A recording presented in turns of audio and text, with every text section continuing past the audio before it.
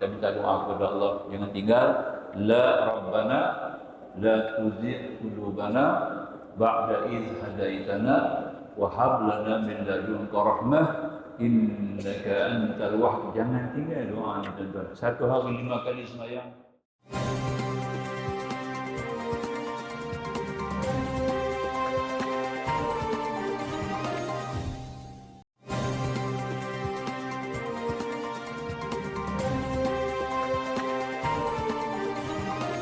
Alhamdulillah, salatan wa salaman ala rasulillah wa alihi wa sahbihi wa man wasallam. Iradat Allah subhanahu wa ta'ala. Allah berkemahuan sendiri, yaitu setiap apa yang berlaku adalah mengikut kehendak dan kemahuan serta pilihannya sendiri, bukan kerana terpaksa, tersalah dan lainnya. Allah tak lalai, Allah tak nyanyuk, Allah tak lupa, Allah tak mamai, ya, Allah tak benci, ya. Ya. Tapi ada istilah Allah suka, yang tu ada. Allah suka. Ya, innallaha yuhibbul tawwabin wa yuhibbul mutatahhirin. Ya, Allah sayang, suka, ya, kepada orang yang bertaubat, dan Allah sayang, suka kepada orang yang bersih, suci. Nampak ya? Sentiasa bersih. Bersih mulut, bersih otak. Nombor 2. Baru bersih hati, nombor 3. Nombor 1 kena bersih mulut dulu.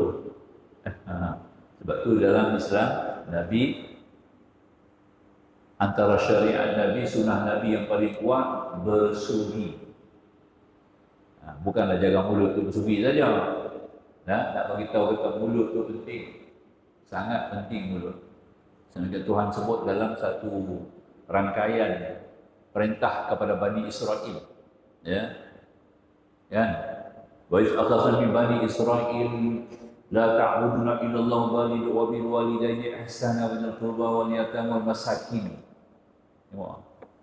So ingatlah, kenangilah, ya, wahai umat Muhammad, wahai Rasulullah dan umat Muhammad, ya, di mana Allah telah mengambil perjanjian dengan Bani Israel, la ta'buduna illallah, jangan kamu sekutu, jangan kamu sembah selain daripada Allah, wa bil walidayni ihsana, kedua ibu bapa kamu berlaku ihsan, wa dzil qurba, kepada kaum kerabat, ya, wal yatama, anak-anak yatim, wal masakin, orang miskin. Ya. Kemudian juga wa qul linnasi husna, dan bercakap yang baik kepada manusia. Selip masuk mulut, ya, baru wa aqimus solat, baru sembahyang, baru zakat. Mulut dulu, nampak tak, ya? Tu kita kita sembahyang, dia kena mula dengan mulut dulu. Allahu akbar, dia tak mula dengan tangan kaki tau. Sembahyang mula dengan mulut dulu lah. Masuk Allah akbar, masuk sembahyang. Tak bunyi Allah akbar, tak masuk sembahyang lagi. Walaupun dia panggil orang, mai masuk sah, diri, masuk sembahyang. Nampak, ya? Diri betul semua. Tapi tak sembahyang lagi. Dia kena sebut Allahu akbar, dia mula dengan mulut dulu. Nampak, hikmah. Sampai tahap tu kita kena faham, ya. Ya. Jaga mulut. Nah. Mulut ni lah yang masuk di antara kita minta jaga mulut dalam surah Fatihah pada ayat ihdinas siratal mustaqim. Dalam ayat tu ada 10 perkara. Ihdinas siratal mustaqim. Bukan kena baca, tak tahu tu. Sembahyang yang ambil luar saja. Kena belajar isi je semua. Sembahyang ada roh, sembahyang ada hakikat, sembahyang ada rahsia, sembahyang ada hikmah. Semua kena tahu, baru jadi sembahyang itu khusyuk. Nampak tak? Boleh? Sebab tu kita tumpu banyak buat ni, mengaji semua-semua. Ya, jadi maknanya apa yang kita boleh faham bila kita sebut Allahu Akbar, bulan nifaq dalam Fatihah, kita minta ihdinas siratal mustaqim. Ya Allah, hidayahkanlah akan kami dengan as-siratal mustaqim. Jangan terjemah, kalau terjemah Melayu tak ada makna. Jalan yang lurus, jalan lurus di berhenti. Nampak kan? Jalan lurus, minta jalan lurus, abang kami nak repeat. Tu dia, nampak? Betul? Bukan jalan lurus tau. Silap kita tak boleh baca atas tu lah. Anak-anak muda sonok dia lah. Tu dia, tu imam minta jalan lurus tau. Nampak? Saat malam kita repeat. Tu dia. Tak itu lah. Boleh? Dah as-sirat al-mustaqim ni, as-sirat al-mustaqim ni ada kata kita minta istiqamah. Minta istiqamah kepada Allah. Ini satu orang lelaki yang jumpa Rasulullah. Ya Rasulullah, awsini, wasiatkan kepada aku Rasulullah dengan satu wasiat yang ringkas, yang padat. Itu dia, ringkas, padat. Yang aku tidak perlu tanya kepada orang lain. Payah nak jawab lah. Dah ringkas, padat tu lah. Macam mana tu? Rasulullah jawab pendek dia.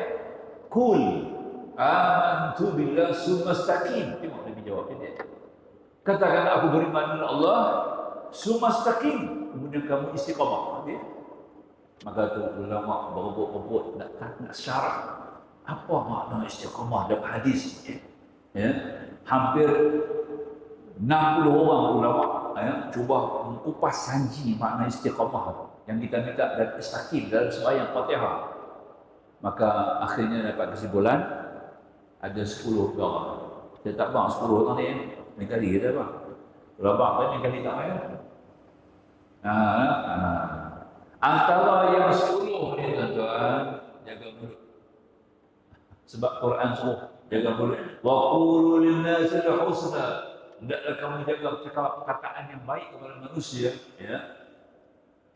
Bahagian yang jaga mulut tadi ini ada Imam Ghazali, spesialis dalam bahagian ilmu tasawuf. Beliau menyebut ada 17 perkara yang merosakkan lidah. Ada 10 perkara yang merosakkan lidah. Bila rosakkan lidah, akan rosak seluruh tempat kehidupan kita, dunia akhirat. Antara 17 perkara ini Imam Ghazali yang paling bahaya sekali yang Tuhan sebut dalam Quran. Sifat mengumpat ni semua orang kena. Orang alim pun kena.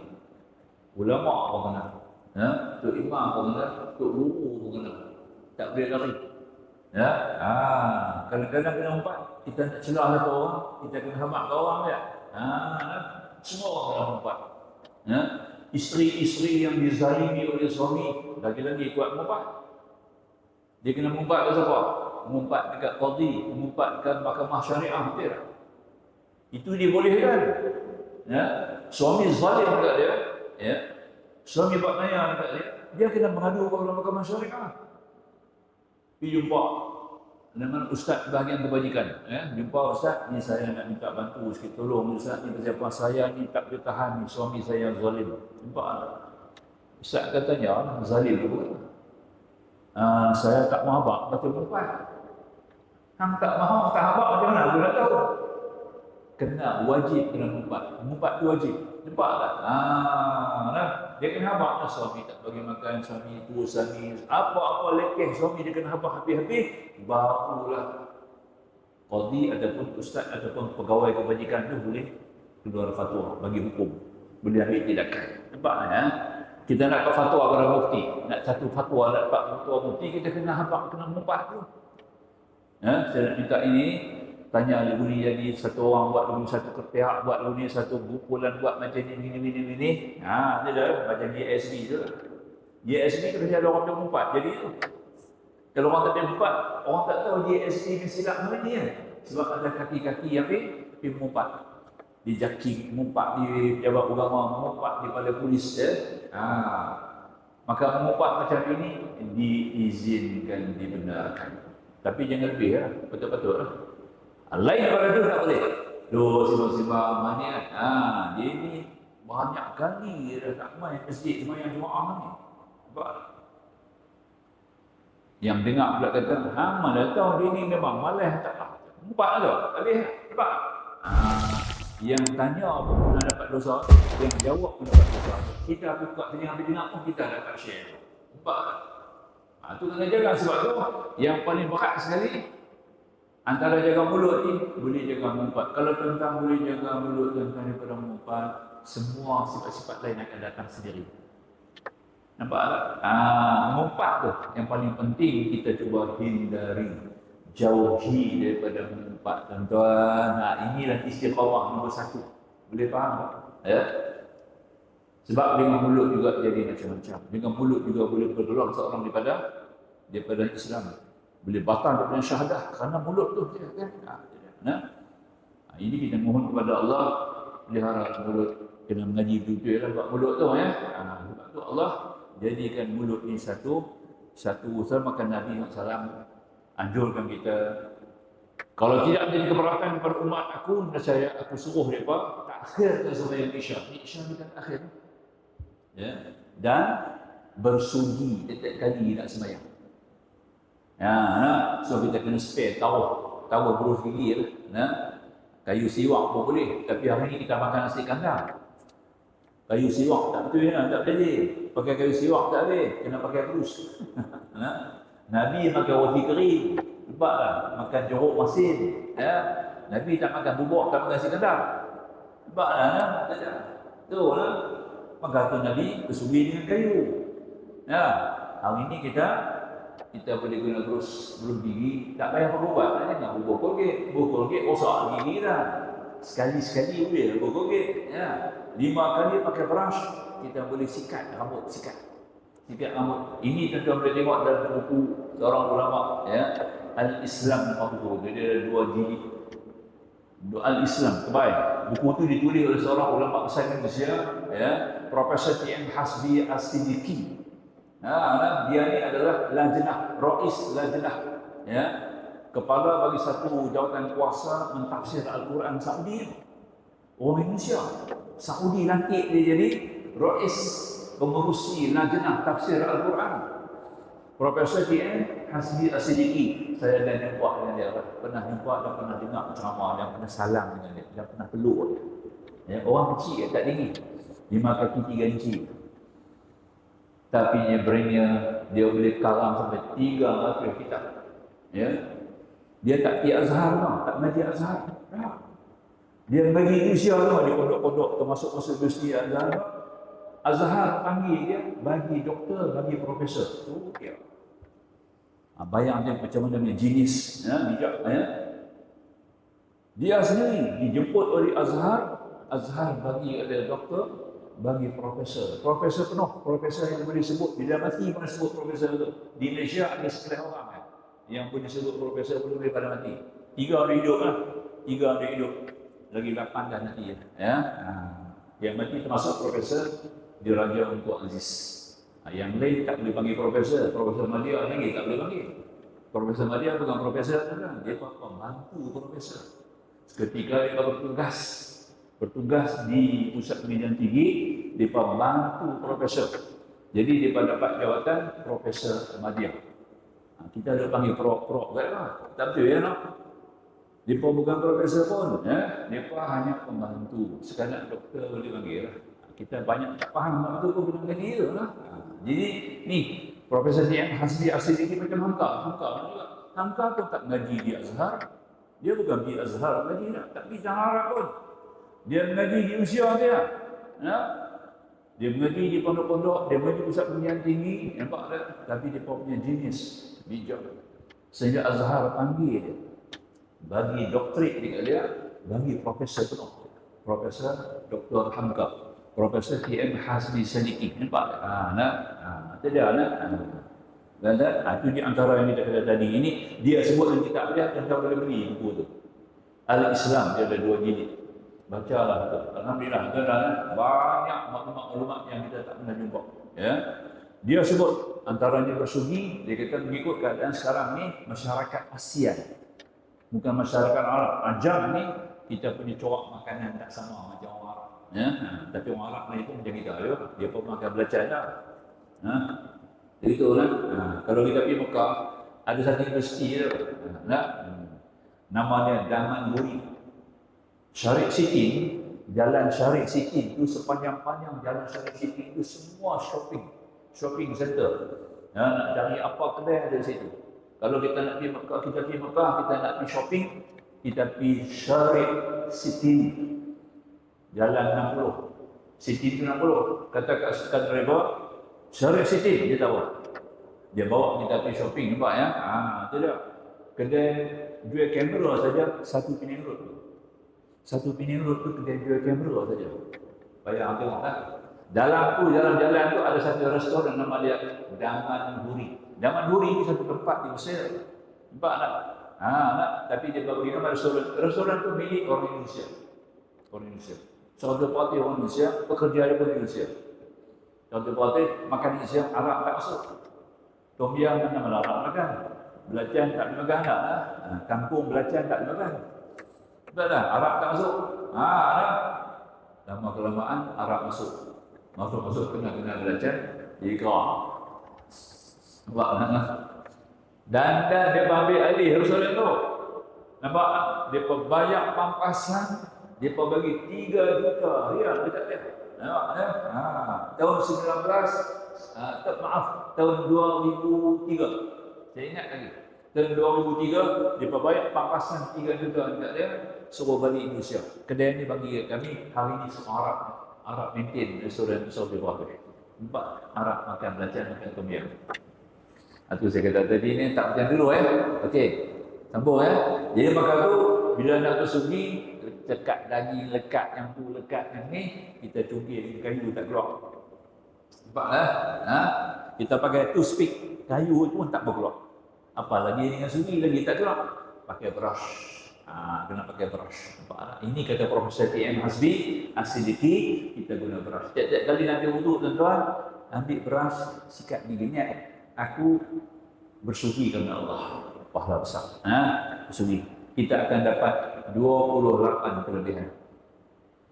Nombor 1 sekali Allah akan beri keampunan kepada kita, dapat pengampunan percuma. Para malaikat doa bagi kita malaikat-malaikat yang ada di mulut kita ni, mulut kita saja ada 8 malaikat. 8 malaikat tu mulut kita. Tiap-tiap kita seorang ni ada 400 malaikat. 400. Seorang kita ada 400. Seri Perdana pun tak ada guard banyak tu. Istana negara pun tak ada guard seramai itu. Tapi kita seorang Tuhan 400 malaikat. 8 duduk di mulut. Itu dia. Macam mana? Bahkan tu bila kita bersugi 8 dapat malaikat ni orang kat kita. Orang ni tak nyanyuk, insya-Allah tak nyanyuk. Dia tak akan lupa. Nampak tak? Kalau dia lupa perkara-perkara yang sia-sia Tuhan bagi dia lupa. Perkara yang buruk Tuhan bagi dia lupa. Insiden-insiden yang menyakitkan hati itu Tuhan bagi dia lupa. Nampak Kalau Al-Quran tentang akhirat, tentang Allah memang dia tak lupa tuan-tuan. Itu saya jamin sendirilah.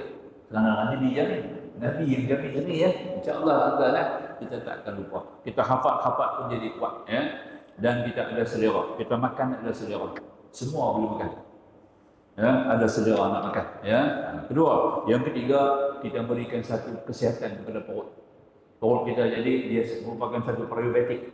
Dia akan keluar satu cair yang memberi kesegaran kepada perut besar dia. Itu antara perkara yang paling penting. Banyak lagi lah dia punya kelebihan tu dalam buka kitab dan kita dekat fadilah amal yang lupa itu kelebihan jadi baik. Sambung. Jadi makanya kata tadi ini kalimah yang disebut sebagai Allah tidak nyanyuk, Allah tidak lalai. Apa yang Tuhan buat semua adalah dengan kehendaknya yang kehendak Allah juga buat Abu Jahal, kehendak Allah juga buat Abu Lahab Allah tak selesai. Aku silap dia buat Abu Lahab. Tak macam tu Kita silap. Kadang-kadang kita tanya aku silap. Nampak? Aku silap tu aurat. Orang perempuan. Dia tu aurat yang kita silap tu. Awal sangat patut kau jangan tutup lagi. Dan lama-lama nak mati besok baru pakai. Aurat tak tahu lah. Ada orang faham juga kan? Tak betul Allah tidak. Apa yang Allah buat semua sudah ada di awal, di azali. Dengan tidak ada awalan. Ilmu Allah tidak ada awalan. Maka itu tiap-tiap kita nak lari malam ni semua dengan kehendak Allah Subhanahu Wa Taala. Nak pakai baju apa, nak pakai topi apa, nak duduk lagu mana. Cakap mana ilmu kita boleh dapat. Allah dah tentu di azali tuan-tuan sebelum kita lahir ke bumi lagi. Itu kita lagi bab takluk kudrat dia punya takluk tu fokusnya kita akan nampaklah bagaimana peranan sifat takluk sifat kudrat Allah Subhanahu Wa Taala. Jadi iradat seganding Pelaksanaan kudrat Allah ke atas sesuatu adalah selaras dengan iradahnya yang mutlak, seperti ia menjadikan sesuatu panjang atau pendek, baik atau jahat dan lainnya. Semua Tuhan bagi jadi kepada kita tadi ini dengan ilmu Allah, dengan kehendak Allah. Ya, semua kehendak Allah kita nampak dua lah, tapi sebenarnya satu kan. Ya, Allah jadikan baik buruk sebenarnya baik. Yang salah faham kan? Kita kena baca begitu. Allah jangan sakitkan sihat, sebenarnya baik. Jangan kata siapa buat baik buat sihat. Ini jangan salah faham. Ini kita kena faham sifat Allah. Kehendak Allah di sini bukan seperti kehendak kita. Kita kalau sembahyang, kita buat ibadat kepada Allah, kita nak kita sihat, selamat kan? Kalau tak sihat, kita tengok aku sembahyang tak tinggal, sembahyang jemaah ni pun sakit. Nampak? Orang tu menari, joget apa, tak sakit, nampak? Memang kita buat ada, sebenarnya kita tak faham sifat Allah. Sifat Allah ni semuanya baik. Apa yang Tuhan buat semua baik. Ya? Sebab tu Allah sebut dalam Quran, asa an tuhibbu syai'a wa huwa syarrun lakum. Kemungkinan sesuatu itu kamu suka, tapi dia adalah buruk bagi kamu. Asa Tuhan kata asa an tuhibbu syai'an wa huwa khairul lakum. Kemungkinan sesuatu yang kamu pandang baik itu buruk juga. Ya. Dan kemungkinan sesuatu itu kamu pandang buruk wa huwa khairul lakum, dia baik bagi kamu. Sebab baik buruk Tuhan tahu. Ya. Tuhan nak lebih baik. Saya suka cerita banyak-banyak dan saya suka ulang cerita bagaimana kawan saya kena kemalangan kan ya. Dia ni orang biasa lah. Duk jual apa nama pulut apa? Pulut udang.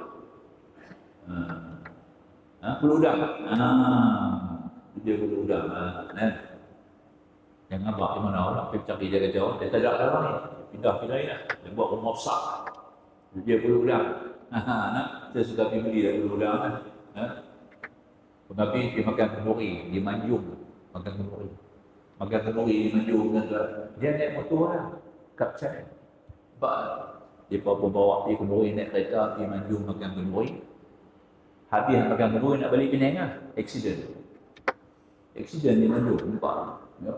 Masuk hospital manjung, patah kaki. Ya. Sebelah kaki patah, tangan pun patah, nampak. Masuk hospital tersendak, tahan. Dia pun duduk ada sebelah kaki dia ada seorang hamba Allah juga. Itu pun masalah accident juga lah, tapi ringan. Sembang dibalik. Simbang dibalik nanti. Rupanya kawan tu kata, kami duduk cari hang lah. Kata apa? Langkawi kan. Langkawi dulu seluruh projek dulu ini. Pampasan dapat ambil tanah. Kerajaan bayar pampasan kat depan nampak. Rupanya pampasan tu dia dapat share kawan ni. Dia cari kawan ni tak jumpa. Dia duduk di sini, macam mana nampak? Nampak. Duduk jaga bulu udang macam mana nampak? Nampak tak? Tahu? Ya. Pampasan. Kami duduk cari hang lah. Nampak. Semua waris ada hang seorang tak ada. Main turun main Langkawi lah. Main ambil yang punya harta. Berapa harta dapat? 800,000. Nampak tak? Ya. Tahun 2004. Duit kita besar lagi. Tu dia ni abang kata saya Ustaz. Saya kata patut mau patah lagi satu. Patah lagi satu dapat 6,000. 100,000. Oh Ustaz tak patut saja kena bawa kan. Ni tengok. Hang nak dapat duit, hang nak patah kaki tau. Jadi patah kaki tu bagus. Tentu hang ni kata patah kaki bagus tak? Nah. Pun tidak akan kata, mojok saya patah kaki. Tak patah kaki tak jumpa lah Ustaz lepas tu. Pak tu saya melawak mau patah lagi satu lah. Itulah. Ini tentang contoh faham Kita nampak pada zahir perbuatan tu nampak tak elok tak cantik Pergi makan kenduri. Baik, bagus menyambung hubungan silaturahim Tapi kena juga kemalangan aksiden. Rupanya dia sebab dia kena duduk sana nak jumpa sianu pun aksiden juga supaya dia dapat hasil. Nampak? Dia kata dia hang dapat hasil. Perkara pertama hang kena buat turun pergi ke tanah suci buat kerja ni. Syukur kepada Allah. Nampak tak? Kemudian Tuhan buat amal buatlah. Jariah banyak kita pun tak tahu nak hidup lama. Hari ni hidup, besok mati. Dan esok boleh mati punya. Sebab tu jangan tangguh. Benda kebajikan ni kita jangan tangguh tuan-tuan. Dapat kita buat benda. Itu di antara yang kita faham tadi lah. Jadi makanya ini kehendak Allah. Itu maksudnya kehendak Allah. Ya. Wa ma tasyaa'u illa ayyasha Allah rabbul alamin. Bukan kehendak kamu, kehendak Allah. Kerana Tuhan takdirkan seluruh alam. Ta'alluq sifat iradat sama juga dengan ta'alluq sifat qudrat. Bertakluk dengan perkara-perkara mungkinat sahaja. Mungkinat ni maknanya makhluk. Dia fokus. Sifat kudrat iradat ni fokus hanya kepada makhluk. Dia tak fokus kepada Allah. Fokus kepada Allah, dia buat Allah. Tak boleh. Nampak tak? Lepas tu dia tak fokus kepada Allah. Kudrat iradat, dia tidak fokus kepada Allah kerana dia fokus kepada makhluk. Macam kita lah. Tangan kita buat kerja. Bukan tangan kita pukul kita. Ya? Tangan terganggu kita buat tangan buat tampak kita. Kita buat tangan buat kerja untuk menghasilkan suatu perkara yang baik ataupun apa-apa yang kita perlukan. Jadi maka itu nisbah macam tu kita faham. Sifat kudrat iradat ni fokusnya adalah kepada mungkinat ni makhluk.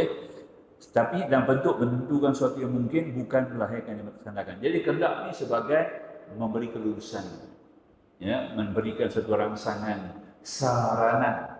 Itu kita panggil kudrat, iradat. Kudrat sebagai mencipta dan menjadikan, mewujud dan mengadakan. Jadi kombinasi antara dua sifat ini, sebab tu Nabi ada sebut hati kita. Inna quluba bani adama min usba'in min asabi'ir rahman. Hati-hati anak Adam berada di antara dua daripada jari-jari Allah. Dia guna jari, ya. Maknanya di antara kudrat iradat Allah. Hati manusia ni ada di antara kudrat iradat. Dia boleh kali. Sekejap jadi begini, sekejap jadi begitu. Maka kita minta doa kepada Allah. Jangan tinggal.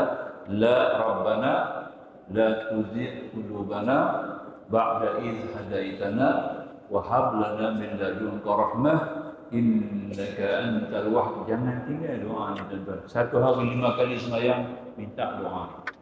Ya, doa ni lah nak bimbing kita bawa. Ya Tuhan kami, jangan Engkau gelincirkan hati-hati kami setelah Engkau memberi hidayah petunjuk kepada kami, dan anugerah kami di sisimu rahmat. Semuanya Engkau Tuhan yang maha pemurnia, maha penganugerah. Wahab. Boleh, ya? InsyaAllah, saya katalah, aku qauli hadza, astaghfirullahaladzim li wa lakum, akhirul kalam, wallahu subhanahu wa ta'ala a'lam. Bismillahirrahmanirrahim. Alhamdulillah, wassalatu wassalamu ala rasulillah wa alihi wa sahbihi ajma'in. Subhanaka la ilma lana illa ma 'allamtana innaka antal alimul hakim. Rabbi shrah lana sudurana wa yassir lana umurana. Rabbana atina fid dunya hasanah wa fil akhirati hasanah wa qina adzabannar. Walhamdulillah. Assalamualaikum warahmatullahi wabarakatuh.